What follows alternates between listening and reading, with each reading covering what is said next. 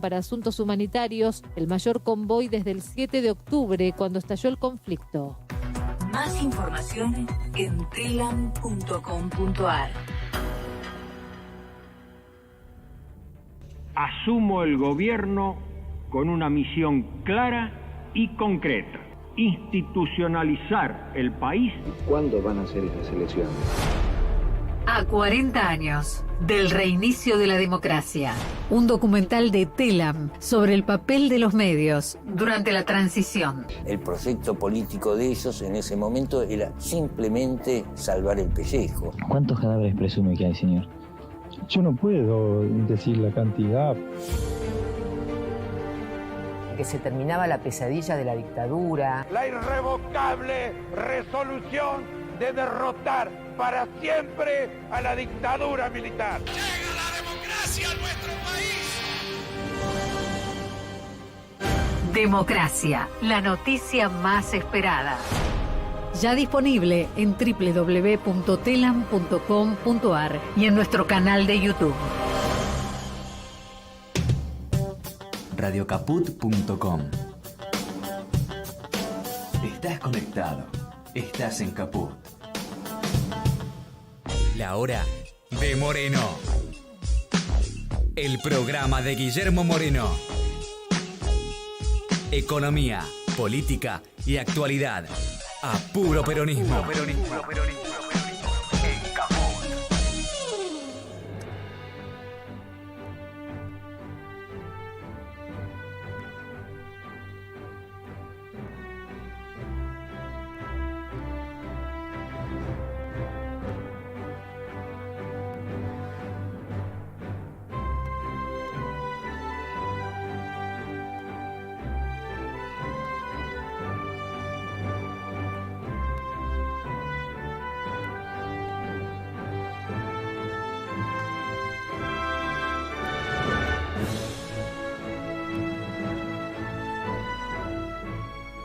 Le agradecemos a la compañera Mónica que nos haya regalado estos hermosos jazmines. Buenas tardes, compañeras, compañeros. Al fin viernes, Pimpi. Claro que sí. Qué viernes, ¿no? Sí, qué semana. Qué semana. Qué mes, qué año, qué vida. Qué mundo, qué país, qué momento, qué momento. Es el primer programa que hacemos después del resultado electoral. Por supuesto que somos respetuosas y respetuosos de la voluntad popular que se expresó de manera clara y contundente. Por supuesto que tenemos que reflexionar qué es lo que llevó a que hayan votado mayoritariamente a Milei. Por supuesto. Pero y ahora, a esperar que conforme su equipo de gobierno, que se ponga en marcha.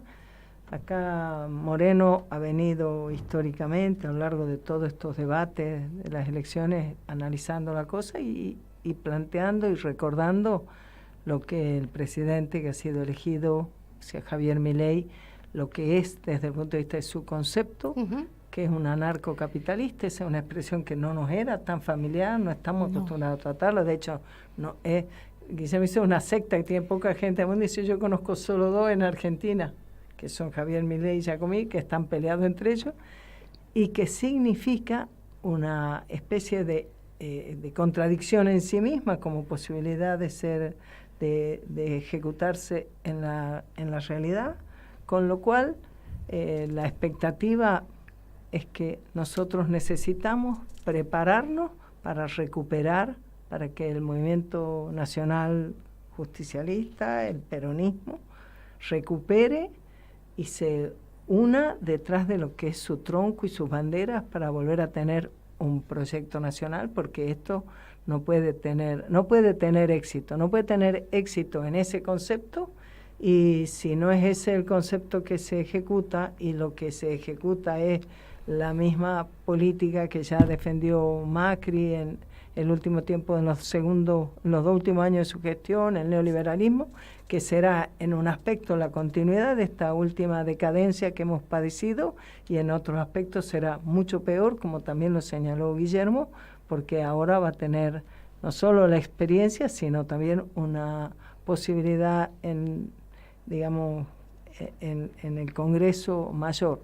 Así que este es un momento para para analizar, para convocar a los peronistas a juntarnos.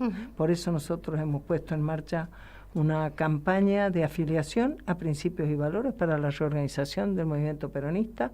No hay tiempo que perder, no hay que llorar, hay que analizar y prepararnos para que el peronismo se vuelva a fortalecer, se vuelva a agrupar detrás de sus propias banderas, no buscando ya un jefe para una candidatura de una elección de no sé cuándo, sino para poder reflexionar, recuperar las bases doctrinarias, porque cuando nosotros dijimos vamos a acompañar a Massa en el balotaje, dijimos, Massa anunció que iba a trabajar por la reindustrialización. ¿Hay alguna otra posibilidad que haya un lugar para todo en nuestro país? Para que haya trabajo, para que el trabajo tenga aparejado un salario digno.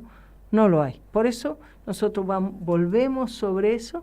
No estamos subiéndonos a ninguna histeria, ni estamos no estamos haciendo los análisis que de una manera poco acertada se hicieron para analizar lo que estaba en juego en este balotaje. Se dijeron millones de cosas que no tenían nada que ver. Se equiparó la propuesta de Milei con lo contrario, con el uso oligárquico del Estado en beneficio de un sector, cuando este candidato venía por la inexistencia del Estado, y nosotros dijimos, primo, así no lo vas a poder hacer. Bueno, por lo pronto no vamos a ser nosotros que salgamos a la calle a juntar piedras, sino que vamos a juntarnos para que el movimiento peronista recupere el protagonismo en la conducción de las líneas políticas que no debimos haber perdido, Adri, ¿no? De pie, como siempre, reorganizándonos como siempre, codo con codo, espalda con espalda, y con propuestas fundamentalmente. Exactamente. Y además atentos y atentas a cómo van evolucionando los acontecimientos, con capacidad de previsión, pero sin adelantarnos con miradas trasnochadas, claro, tremendistas e histéricas, te diría, ¿no? Claro. Sin vanguardismo, sin creer que... Exactamente. Con tranquilidad, con mucha tranquilidad. Con mucha tranquilidad vamos a ir construyendo. El pueblo se ha expresado. Correcto. La dirigencia ha construido un escenario para que esto ocurra. Deberán reflexionar. Nosotros también reflexionamos y acompañamos esa reflexión con acción. Y además hay que ver, digamos, su columna vertebral, cómo se va expresando. Por supuesto.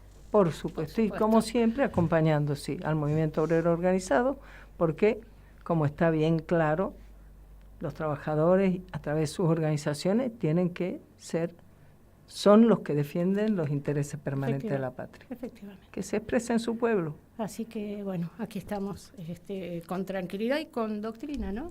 Y mañana nosotros vamos a tener en Corrientes 2510, sexto piso, una charla muy estratégica sobre el agua, sobre la importancia del agua. Y ahí nos vamos a encontrar con Guillermo y los militantes, y seguramente va a ser también una ocasión interesante para reflexionar. A las 2 de la tarde. Pablo, ¿estás ahí? ¿Cómo estás, Pablo? ¿Qué tal? ¿Cómo les va? ¿Todo bien? Andan? Muy bien, un gusto bien escucharte. Bueno, es una manera de decir, ¿no? Todo bien.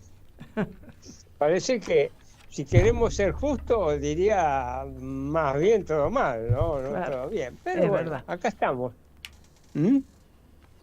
Una semana realmente muy movidita, ¿eh? Pero que trae enseñanzas. Miren, me parece que lo más importante que ha ocurrido es la renuncia de Carlos Rodríguez. Es muy interesante lo que pasó allí. Carlos Rodríguez, es un economista, por supuesto que nosotros compartimos pocas cosas de las que él sostiene, pero tiene andamiaje técnico. No es un chanta, es un economista serio. ¿Qué decía hace una semana atrás Carlos Rodríguez? Carlos Rodríguez decía, bueno, todavía no se sabe bien quién va a ser el ministro de Economía, no hay un plan, pero lo que yo estoy seguro que Luis Caputo no debe ser ministro de Economía. ¿Y por qué decía esto Carlos Rodríguez? Porque decía, Luis Caputo es prácticamente, ya ahí pongo yo mis términos, uno que maneja la mesa de dinero. Es un especulador financiero. Y el país necesita en su Ministerio de Economía mucho más que eso. Bueno, los acontecimientos no le dieron la razón a Carlos Rodríguez. El presidente electo habló de Luis Caputo en muy buenos términos y prácticamente lo puso ahí adelante de todos como futuro ministro de Economía. No le quedó otra a Carlos Rodríguez que renunciar. Renunció con halago, está bien, pero renunció al fin. Pero quedó la polémica, quedó el debate. Un Ministerio de Economía manejado en esta circunstancia por un financista, es muy raro eso. Se mete con esto en el tema de las LELIQ. Todos sabemos lo que son las LELIQ, que es esa deuda de cortísimo plazo que tiene el Banco Central con el sistema financiero y que tiene una dimensión asombrosa, 4 veces la cantidad de dinero en circulación. Aparentemente, Milei y sus asesores más cercanos decidieron que no hay ninguna otra posibilidad de emerger de la actual crisis sin darle una solución a este tema. Porque, bueno, de nuevo, esto lo hemos analizado muchas veces, aquellos que nos siguen ya saben muy bien, esas LELIQ son inflación reprimida. Pero además de ser inflación reprimida, implican una emisión monetaria extraordinaria, día a día. Bueno, parece que el gobierno decidió de que la prioridad era solucionar este problema y el que aparentemente le dio la solución cómo hacerlo es Luis Caputo. Ahora, fíjese qué cosa notable, ¿no? Milei habló de que no iba a haber más inversiones públicas. Ante esto, obviamente, el presidente de la Cámara de la Construcción dijo, muy bien, empezaremos a despedir gente. Otra cosa se puede hacer, si no hay trabajo hay que hacerlo. Y no le dio ninguna explicación. Ahora, Luis Caputo, apenas lo pusieron en primera línea, ¿qué hizo? Hablar con los bancos. ¿Para qué?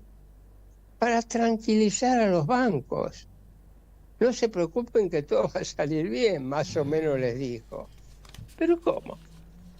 Cuando está en juego la producción, el empleo, no hay que tranquilizar a la gente. No hay que tranquilizar a los empresarios, al sindicato. ¿De qué significa eso que no va a haber más inversiones en obras públicas? Bueno, ya estamos viendo el sesgo que va tomando el gobierno. No nos debería sorprender. Pero hay otro tema también, estimadas Gitia y Pimpi.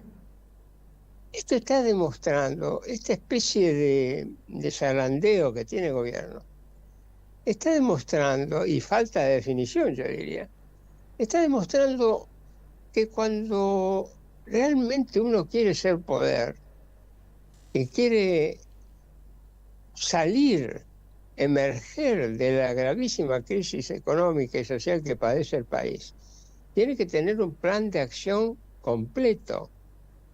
No basta con unas medidas, por más rimbombantes que sean. Eso, uno puede decir, bueno, no queremos el Banco Central, queremos la dolarización, no queremos la coparticipación, déficit fiscal, vamos a ir a un superávit de 5 puntos. Eso son medidas, no constituyen un plan. Y lo que necesita el país para emerger es un plan completo de acción. No lo tiene el gobierno. El gobierno, vaya a saber, lo anuncia, pero por lo que vamos viendo no lo tiene. Y eso es un tema realmente muy serio, estimadas. No se sale así de la crisis. Claro. Al contrario, lo que puede pasar es que se exacerben algunos problemas de la crisis. Lamentablemente con con consecuencias sociales que uno no las quiere, pero no las puede dejar de apreciar. ¿Qué vamos a hacer? Así es, ¿no? Así es, Pablo. La verdad que tus palabras siempre nos dejan reflexionando profundamente, ¿no? Y después, desde qué lugar nosotros vamos planteando las propuestas y las venimos planteando frente a esta alternativa. Pero claro, nosotros siempre insistimos que se requiere un plan integral. Habrá medidas importantes, pero hay que tener un concepto integral. Bueno, vamos a actuar en todos estos flancos, de todas estas maneras, vamos a atacar todos los problemas al mismo tiempo y vamos para adelante, que es lo que requiere el país. Este tema de que solo algunas medidas y con eso solucionamos, es propio de la ideología liberal, del liberalismo económico, llamémoslo el extremo, neoliberales, anarcocapitalismo, anarcoliberalismo. Pero es propio de esa ideología. Digamos que el núcleo duro de esa ideología siempre fue con un par de medidas salimos de la crisis. Y ese par de medidas, ¿en qué se apoya básicamente? En dar plena libertad a los mercados y a la actividad privada. Como si esto fuera una poción mágica que decimos, bueno, apliquemos esta receta mágica y solucionamos todos los problemas. Es un tema propio de la ideología liberal. Lamentablemente, el país no funciona de esa manera. Y bueno, nos vamos a ir dando cuenta a medida que vayamos avanzando. Sí, lamentable y duramente nos vamos a dar cuenta. Sí, duramente, el costo claro. Siempre lo paga. Y termina siendo, desde el punto de vista económico, una mala praxis.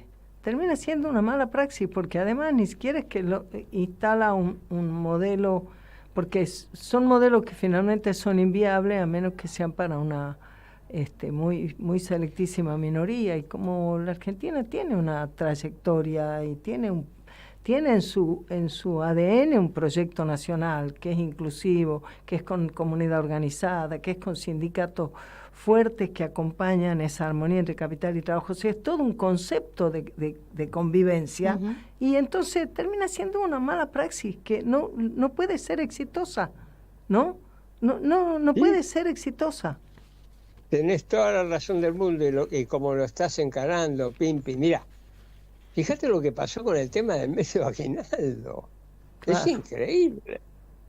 Por supuesto que esto es de sí. Yo dije que sí, pero digo que no. Cada vez se hace más actual aquel debate donde Massa le dijo sí o no. Bueno, con el medio aguinaldo se armó realmente un flor de problema. Porque Milei dijo, bueno, si no hay plata, no hay plata. Después aclaró, bueno, habrá que sacarlo de otro lado, pero dejó pendiente. Fíjate, el medio aguinaldo. Así es. Es increíble eso.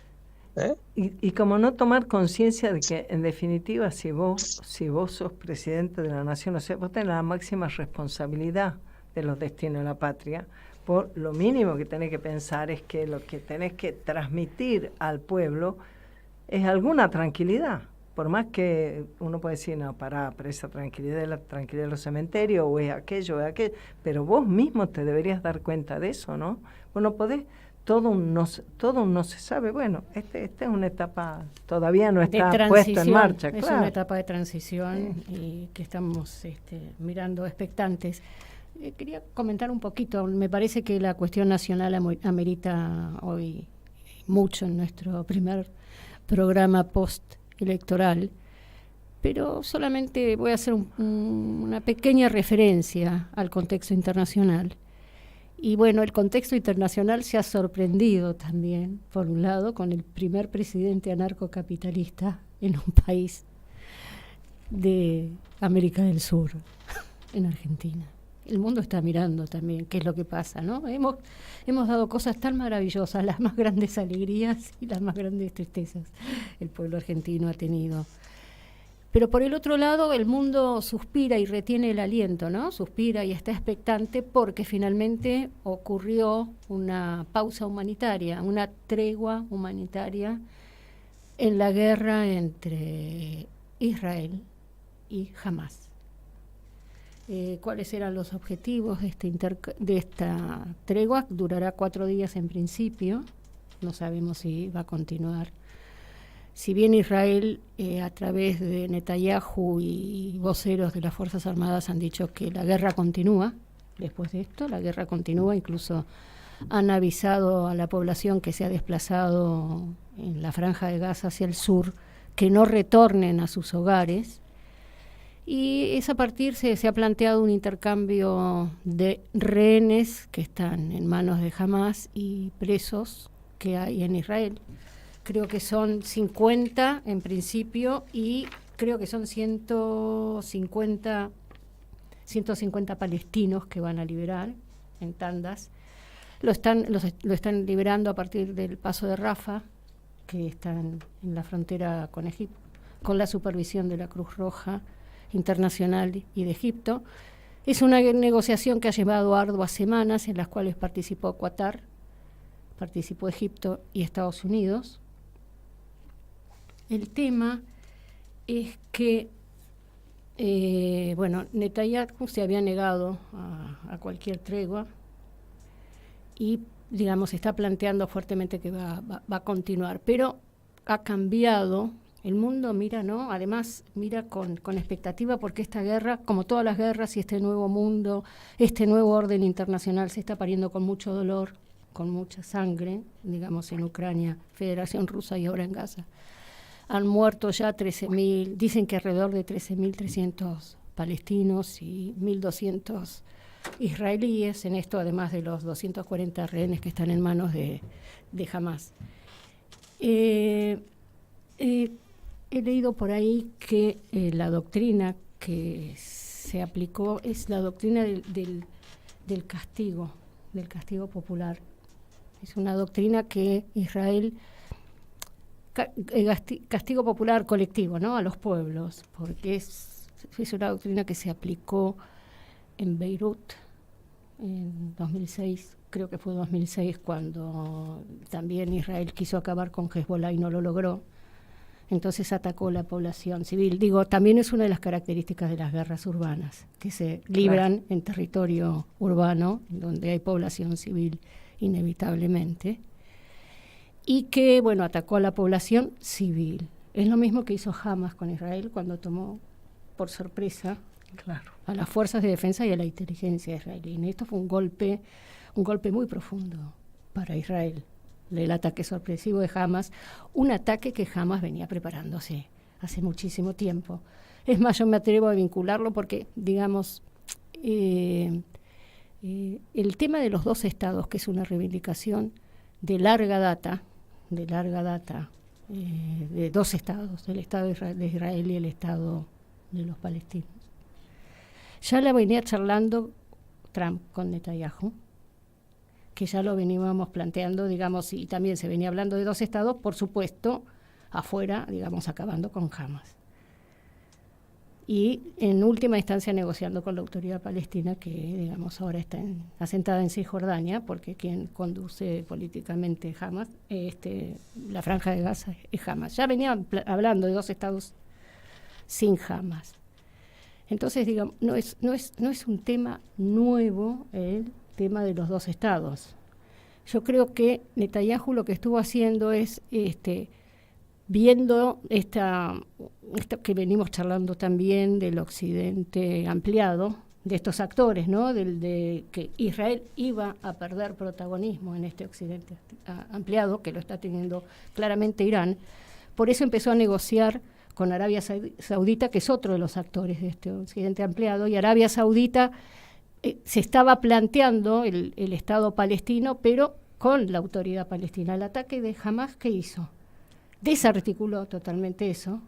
Se plantea no solamente como interlocutor, porque, digamos, a donde quiero llegar, tal vez después de estas idas y venidas, pero a donde yo quiero llegar, que con esta tregua humanitaria que se negoció con la participación de otros países, pero la negoció el Estado de Israel con Hamás. Hamás tiene ahora autoridad política, tiene entidad de par.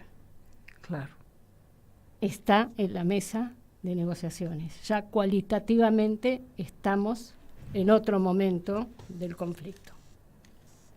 En otro momento que a mí me parece que apuntaría ya necesariamente a esta necesidad de empezar a poner los dos estados sobre la mesa, pero ya con Hamas. Si bien Israel, digamos, está planteando que va a aniquilar a Hamas, que la guerra va a continuar y no va a terminar, que va a ser una guerra larga y de resistencia, y hasta que no eliminen a Hamas no pararán.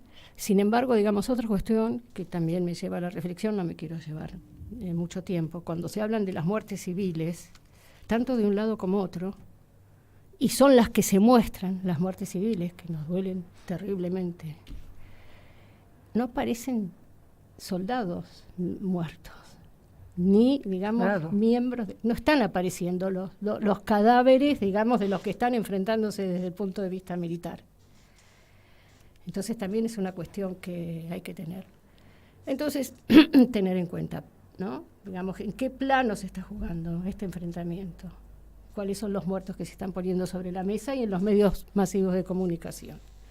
Pero estaríamos avanzando entonces hacia un escenario de resolución, ¿sí? Un escenario de salida. Hay que ver en qué condiciones, pero se empieza a iluminar esta cuestión de los dos estados, como también se empieza a iluminar la resolución del conflicto entre la Federación Rusa y Ucrania frente al estancamiento y el fracaso que ha tenido la contraofensiva ucraniana.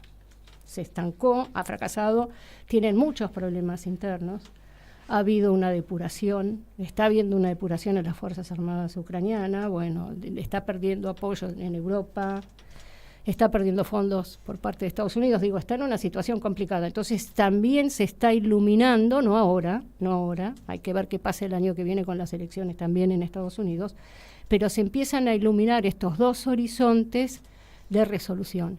Y ojalá que, digamos, nosotros vamos analizando el escenario, pero desde los deseos. Desde lo humano. Desde lo humano, desde lo humanitario, digamos, estamos con el planteo que hace nuestro Papa Francisco, ¿no?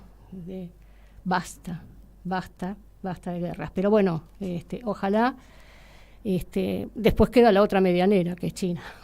En tanto y en cuanto se ilumine el escenario en una dirección, vamos a ver qué está pasando. ¿Qué pasa en la otra? Bueno, tenemos que Corea del Norte ha lanzado un satélite espía que ha generado fricciones muy profundas con Corea del Sur. Digo, también vamos a seguir atentamente qué está pasando en ese lugar de Asia. Y bueno, cierro con que ha asumido el nuevo presidente, Daniel Noboa, en Ecuador.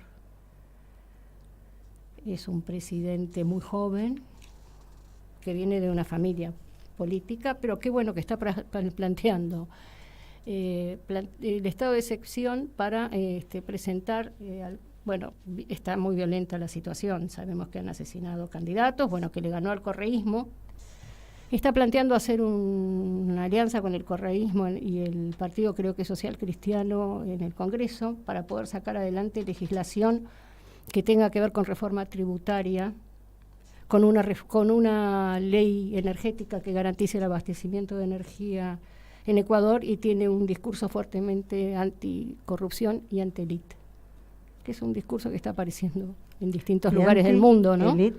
Sí. ¿Ah? En distintos lugares del mundo, si vos lo querés analizar, desde distintas variantes ideológicas, pero es un discurso que está pisando fuerte, y nada más y nada menos. Y nada menos. Seguimos expectantes. Muy bien. ¿Qué decís vos, que vayamos a las noticias ahora? Perfecto. Pimpi. Manda un mensaje de WhatsApp al 11 3205 8813. Infosiberia. Las noticias en tu celular. Manda un mensaje de WhatsApp y recibilo gratis todas las mañanas. Infosiberia. Las noticias en tu celular. Noticias. Política. Confirman a los titulares de ANSES e YPF. La oficina del presidente electo ratificó que Osvaldo Giordano estará al frente de la Administración Nacional de la Seguridad Social. Al mismo tiempo, confirmó que Horacio Marín será el titular de YPF a partir del 10 de diciembre. Así lo señala una publicación en la cuenta oficial de la oficina en la plataforma X, donde se indicó que ante los falsos rumores difundidos, el cierre del Banco Central no es un asunto negociable.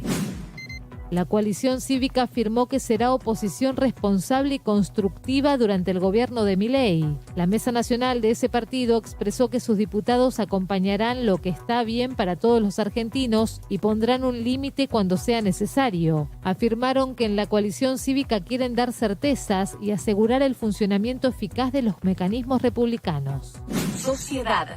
Califican de fallo aberrante a la absolución de un hombre acusado de abuso sexual contra su hija. La organización Mundanas y la Mesa de Justicia para Luna calificaron de esta forma al fallo que responde a lo que consideran un cambio de época que se empieza a plasmar en las sentencias de los jueces. Es en referencia a la absolución que dictó el Tribunal Oral en lo Criminal número 15 a Hernán González Rizzi, acusado de abuso sexual agravado contra su hija, entonces menor de edad, luego de 4 meses de debate oral y a 11 años desde el inicio de la causa. Desde Mundanas sostienen que el tribunal desoyó a la querella y también al alegato del fiscal, que tuvo perspectiva de género, de niñez y calidad humana, que fue el único en aportar algo de reparación desde el aparato judicial. Más información en telam.com.ar. Asumo el gobierno con una misión clara y concreta: institucionalizar el país. ¿Cuándo van a ser esas elecciones?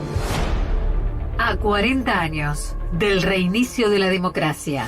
Un documental de Telam sobre el papel de los medios durante la transición. El proyecto político de ellos en ese momento era simplemente salvar el pellejo. ¿Cuántos cadáveres presume que hay, señor?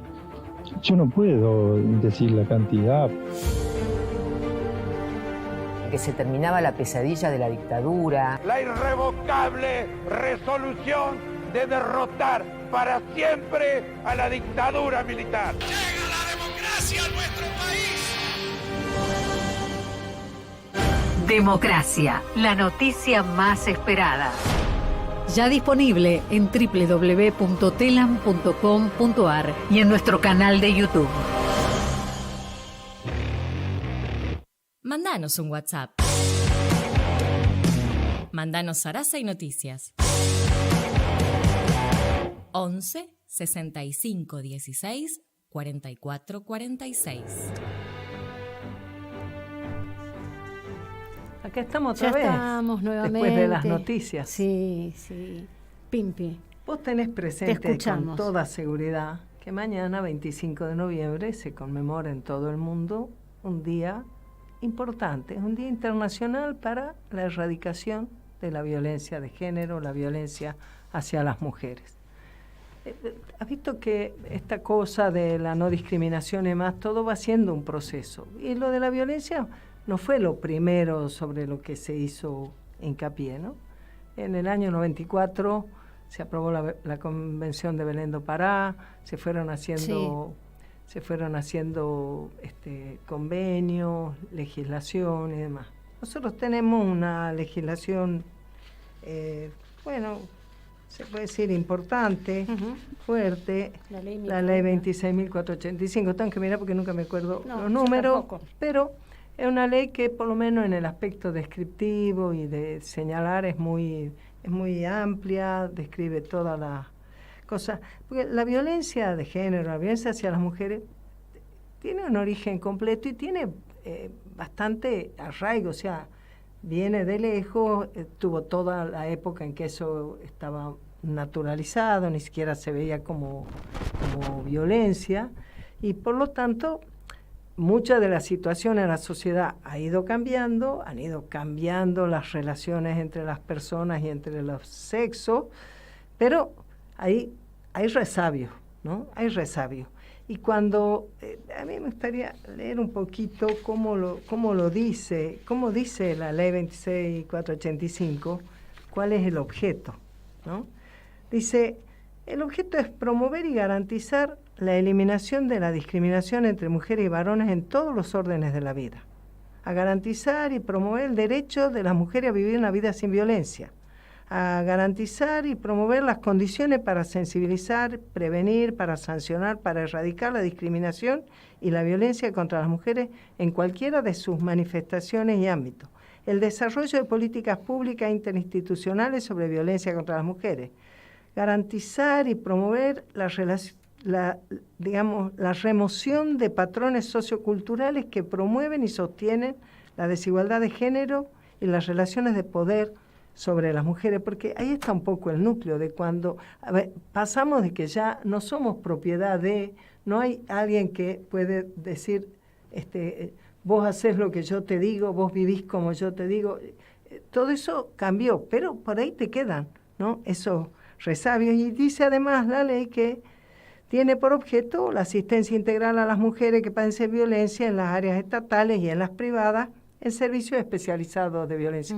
A mí me alegra poder compartir que nosotros promovimos con las compañeras del Sindicato de Ama de Casa y nuestras legisladoras nacionales lo que se llama la Ley Vigo, que es la ley que incorpora en las obras sociales y en las prepagas la atención y asistencia a la violencia. Cuando hablamos de violencia hacia la mujer estamos refiriéndonos, y lo dice el título larguísimo de la Ley de Promoción Integral para prevenir, sancionar y erradicar la violencia contra las mujeres en los ámbitos en los que se desarrollen sus relaciones interpersonales. O sea, no estamos hablando de lo que usualmente conocemos, tenemos presente como la inseguridad, lo que pasa en la calle. No, la vida cotidiana. Estamos hablando de esa violencia que es un resabio de relaciones de poder entre las personas y particularmente entre personas de distinto sexo, ¿no? Entonces, cuando la ley detalla cuáles son las violencias, la ley tipifica que puede ser física, psicológica, y te diría que la psicológica acompaña a todas las otras, sexual, simbólica y económica y patrimonial, que sobre esa yo quiero hablar hoy específicamente. Y también diferencia los ámbitos, si es violencia doméstica, si es institucional, si es laboral, si es contra la salud reproductiva, si es violencia obstétrica. En eso también nosotros hicimos punta aquí en la capital con el tema del parto humanizado, que también son pequeños mojones que uno ha puesto en el hacer visible lo que nos ocurre en la vida cotidiana a las mujeres, ¿no?, que a veces no es rimbombante, no tiene pluma, no tiene una gran repercusión mediática, pero que te cambia la vida, absolutamente, ¿no? Bueno, ahora le agregaron la violencia política, incluso la violencia digital. Bueno, todas esas descripciones se van incorporando en la ley. Todavía hay mucho que trabajar para que se corrijan. Y yo, antes de entrar en específico en lo que te quiero señalar, un aspecto de la violencia económica, apenas un aspecto que hoy quiero tocar. Pero antes te quiero compartir con nuestro oyente Adri algunas estadísticas. Estadística en la línea 144 que recibe comunicación sobre los temas de violencia. La primera cosa que te diría es que el 91% de las llamadas que se reciben son violencia doméstica. ¿Y qué es la violencia doméstica? Es la que ocurre, no es porque ocurre en la casa, es porque ocurre en las relaciones entre personas de familia. O sea, y ahora te digo más. Bueno, el 2% son llamadas por violencia laboral, el 1% por violencia institucional, 91% por violencia doméstica. Otras están más difusas, no se sabe muy bien. Pero fíjate vos qué importante. El 96% de las personas que denuncian que son agredidas son mujeres, el 96%. Después también habrá algo de varones, algo de personas transexuales, travestis, etcétera. 96% son mujeres. Por eso que uno piense que es indispensable que haya una política. Después, ¿cuál es la forma institucional? ¿Cuál es el organismo?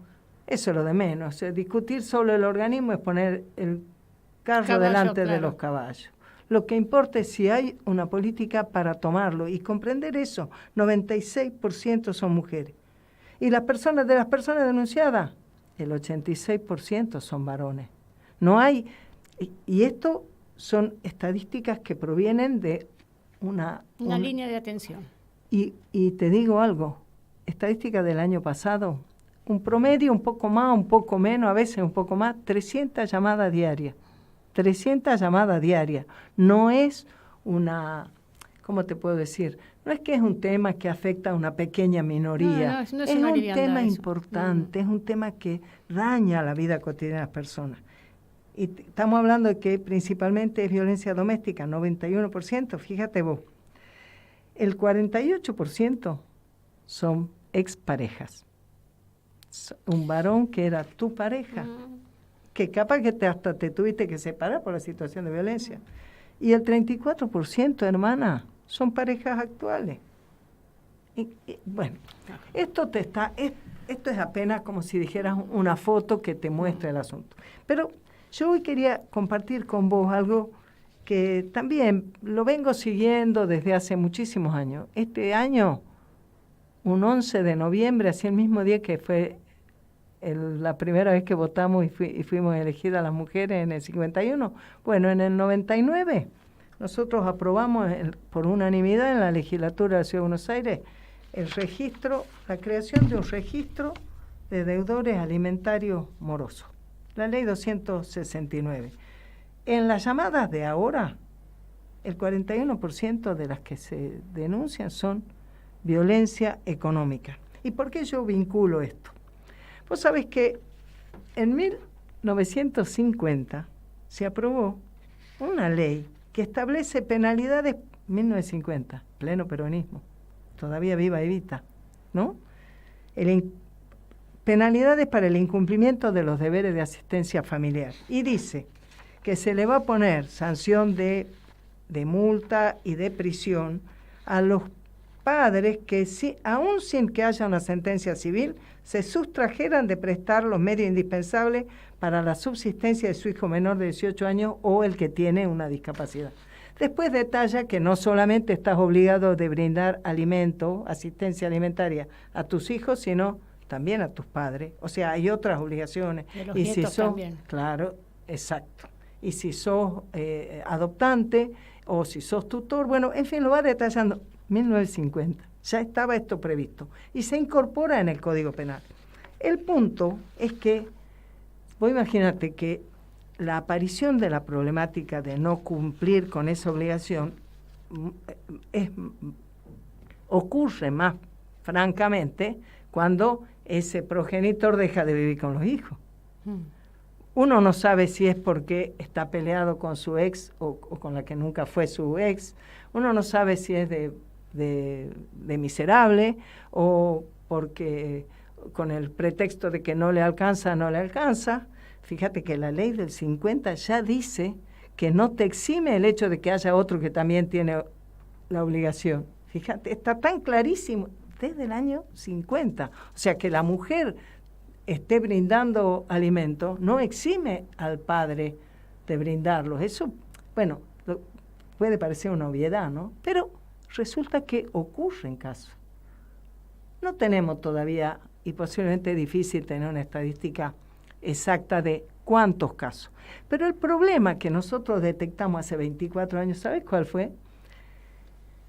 La obligación alimentaria está penada, se constituye cuando vos no la cumplís en un delito. Ahora, imagínate que al incumplidor lo llevan preso. No va a poder cumplir. El hijo se va a avergonzar de su papá y capaz todavía vos tenés que ir y llevarle ropa limpia o comida o algo. O sea, es todo a pérdida que la sanción, que haya una sanción penal. Lo saque del mercado. Tiene que haber una corrección de la conducta. Eso es lo que importa. Bueno, para sintetizar, el registro de deudor alimentario que aprobamos hace 24 años y que se ha ido repitiendo en las provincias y que ahora tiene para ser aprobado en el Senado, ¿sabes qué establece? Condiciones para que vos, si un juez te incorpora al registro de deudores, estés limitado en otros derechos tuyos mientras vos no cumplas. Perfecto. Porque ¿sabes qué, Adriana? Hay una violencia hacia la mujer, porque la mujer es la que hace esos trámites. Y parece mentira que todavía hoy pueda ser más fácil que te pongan en el veraz porque debes una cuota de la heladera a que te hagan cumplir tu obligación con tus hijos. Así que en el día de mañana las mujeres de pie cuidando nuestros derechos. Vamos todavía. Guillermo, ¿estás ahí? Estoy acá. ¿Qué dice, Guitia? ¿Cómo está? Bien. Bien, al fin viernes, Moreno. Queremos escucharlo para el cierre del programa. Bueno, qué Guitia, mejor cierre que escucharlo, Moreno. Muchas gracias, Guitia. Yo le tiro flores, tengo muchas un jazmín. Gracias, Pablo. Qué bárbaro. Gracias, Pimpi. Ahora te tira un jazmín la Guitia, vos, Moreno. Ahora, Guitia, ahora Pimpi va a tener que ahora no tiene quien la lleve ahora. No haga dedo en la calle, Pimpi, por favor, que a ver si lo levanta cualquiera. Me mandaste a pie, Moreno. Sí, claro, pero usted es capaz de subirse en cualquier auto negro que Pero, haya por favor. favor. Cuidado que sí. Por favor, Moreno, no Sí, sé claro. por qué tenemos que ventilar estas cuestiones. El otro día casi me subo a un auto blanco que estaba atrás del de la Guillermina y el muchacho no sé por qué no me decía Bueno, algo. yo una vez me subí a un auto blanco que no era mi amigo y fue muy gracioso. Bueno, pasemos a otro tema. Moreno, lo escuchamos. Lo más gracioso es cómo se asusta el que maneja. Le dice, ¿y esta de dónde salió? Eso dijo, es la primera Exacto. vez que se me sube una rubia al auto, dijo. Sí. Yo. Sí. Claro. Sí, pero te pegas un susto bárbaro porque te abren la puerta y pensás que te van a chorear. No.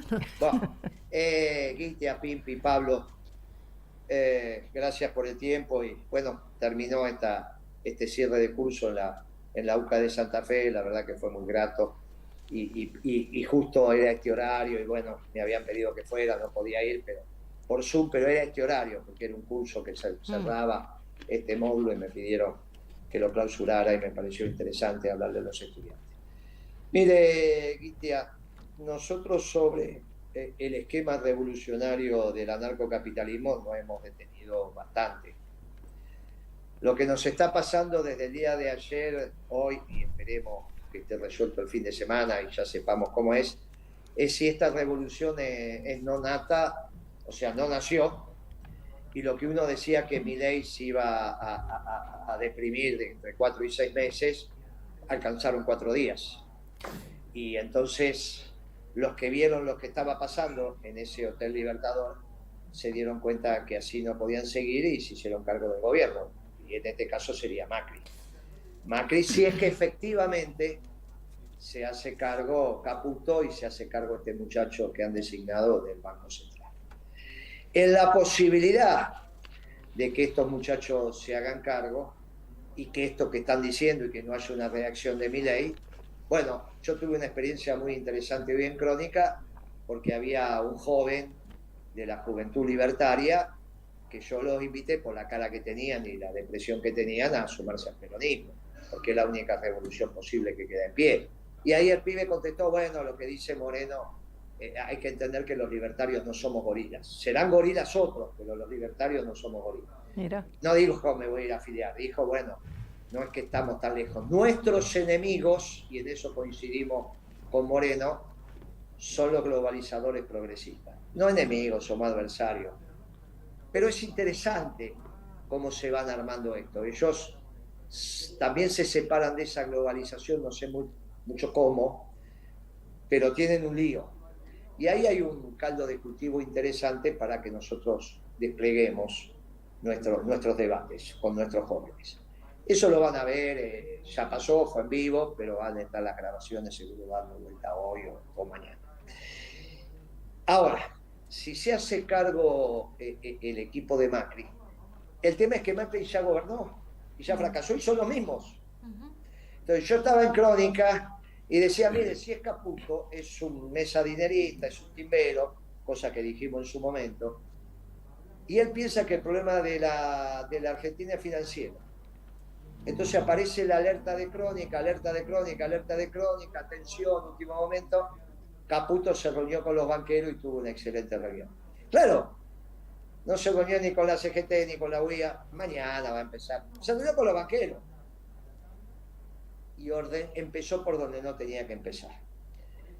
No hay ninguna posibilidad en la Argentina de seguir con el modelo que inició Kicillof con la devaluación. Ya explicamos varias veces que la tensión que había en el 2012 y en el 2013 en el último gobierno peronista era si había que pasar del sesgo del consumo a la producción, y obviamente para pasar a la producción es ir por inversión. Y obviamente se ve la economía desde la demanda, pero no desde el consumo, sino de la inversión, porque la inversión hoy es demanda y mañana es oferta. Y entonces teníamos un problema de defecto de oferta, había un problema económico, no financiero. Obviamente que los problemas económicos te llevan a problemas financieros, pero si vos pensás que solo tenés un problema financiero y no solucionás lo económico, no solucionás nada. Fue lo que hizo Kicillof cuando devaluó. Salió a arreglar con el Club de París, salió a arreglar con Repsol, quiso arreglar con los fondos buitre, no resolvió el tema. ¿Para qué? Para endeudarse y seguir con el consumo. Él no lo pudo hacer, lo hizo Prat-Gall, con deuda externa. Siguió por el lado del consumo, parece, siguió por el lado del consumo. Y después siguió Guzmán, también por el lado del consumo. Y Massa, dentro de lo que podía ser de la política, es obvio que siguió intentando seguir por el consumo. Pero ya no da más, no hay deuda para tomar. No, porque Caputo, que es el mago de la finanza, va a conseguir 15.000 millones de dólares, 30.000 millones de dólares de Qatar. Bueno, eso debe haber algo de eso que está dando vuelta. No soluciona nada, esto está terminado. En todo caso estirará 15 días más, un mes más, 3 meses, 5 meses. Nada, muchachos, nada. Este esquema está agotado, lo agotó, ya está. Ya se emitió todo lo que se podía emitir, ya se tomó toda la deuda interna que se podía tomar, ya se tomó toda la deuda externa que se podía tomar y se tomó la deuda de los organismos multilaterales. No, Macri es amigo del emir de Qatar, que ya es amigo de mí, muchachos. Esto nos da la última cueva que pueden conseguir, la pueden conseguir, pero hay que resolver la economía. Esto nos trae un problema y obviamente una ventaja de corto plazo.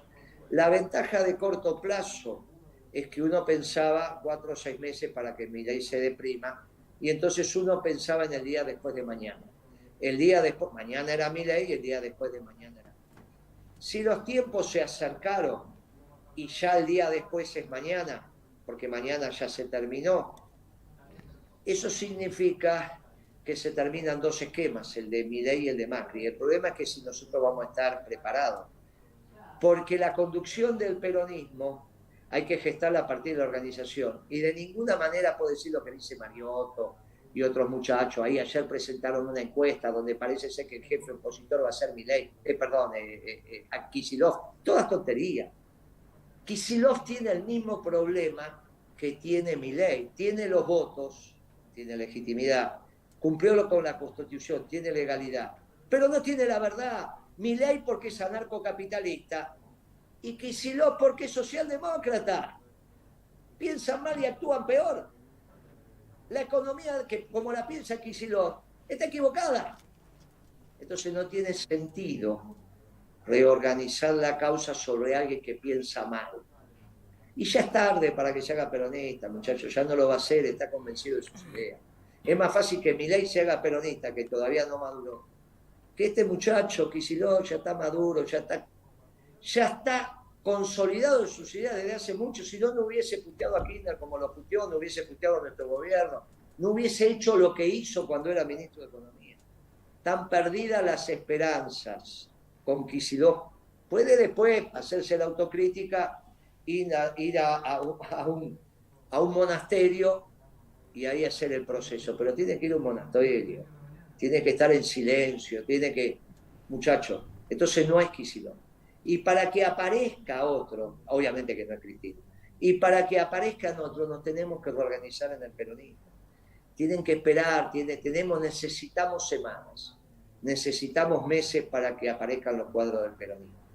Estos cuadros doctrinarios que desde la verdad van a hacer una política económica correcta. Entonces, la solución, si aparece Macri, es que ya está el día después de mañana. El problema es que se nos acortan los tiempos. Y eso es muy complejo.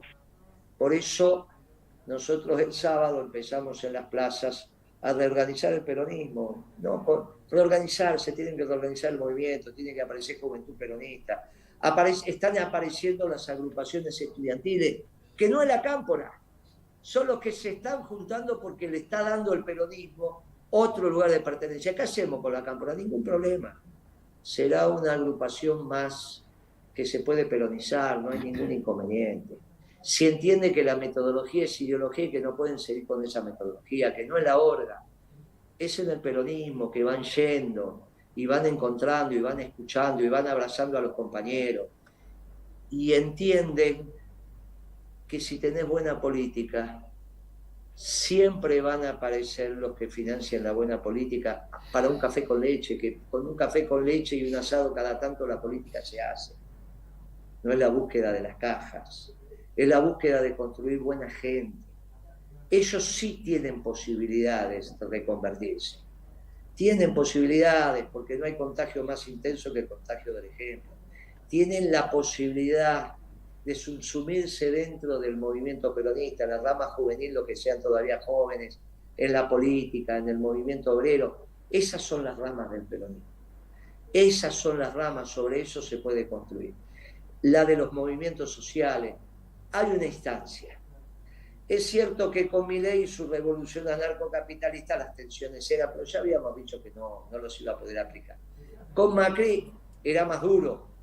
Bueno, tienen más gimnasia, pero es un modelo agotado, porque no llegan con la macroeconomía establecida. Una cosa era Milei, ordenando la macro por imperio de la realidad y de todo lo cruel que tiene que pasar cuando la realidad se impone, y después Macri, sobre esa ecuación macroeconómica equilibrada, hacer un país 70-30, a lo Brasil, que es 60-40, ser un país con 30% de pobres estructurales. Y otra cosa es que el equipo de Macri tenga que equilibrar la ecuación macroeconómica.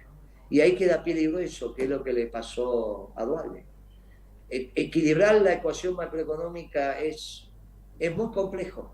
Cuando lo hizo Duhalde, siendo Duhalde, tuvo que elegir un sucesor. Por eso el esquema anterior nos daba tiempo, pero era más peligroso.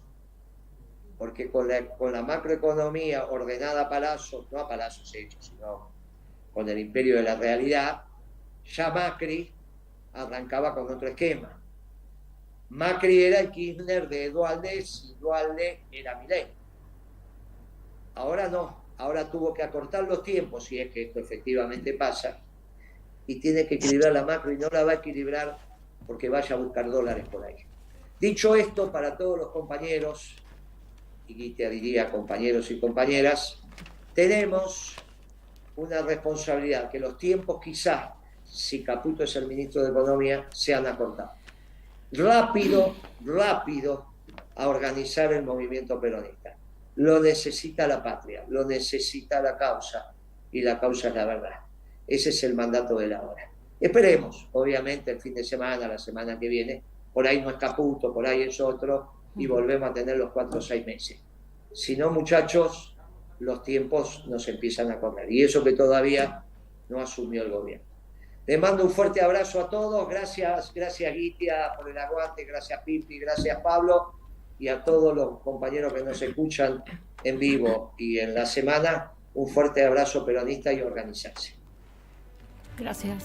Gracias Moreno, hacia allá vamos. Bueno, me despido. Chao, abrazo. Me despido y bueno, quiero recordar 2 cositas rápidas, que el 22 de noviembre se cumplió otro año de la gratuidad universitaria que fue obra del peronismo, y mañana 25 se cumple un año más de cuando Diego Armando Maradona partió hacia el Comando Celestial, en nuestro recuerdo. Y un fuerte abrazo peronista, compañeras y compañeros, hasta el próximo viernes.